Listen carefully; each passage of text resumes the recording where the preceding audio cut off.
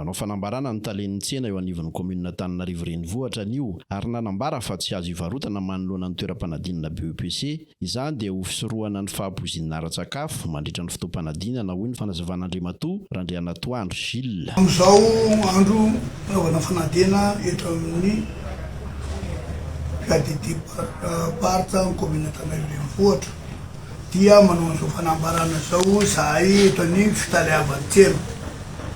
Iangaviana isika mpivarotra rehetra amin'ny masaka glasy na kafe huître tsy varotra eny anoloan'ny centre d'examen.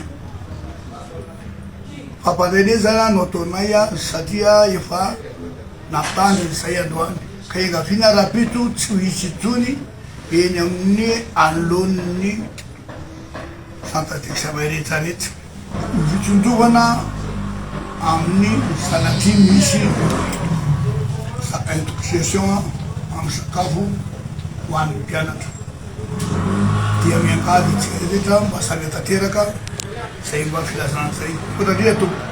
Mila miomana amin'ny rehetra ny ray aman-dreny hoy izy. Izy kosa ny fepetra ho raisina manoloana ireo minimbola mivarotra manomboka raha-pitso. Isika ray aman-dreny koa dia angaviana mba andray andraikitra raha tena mety mba tsika misy natiny sakafon'ny ankizy.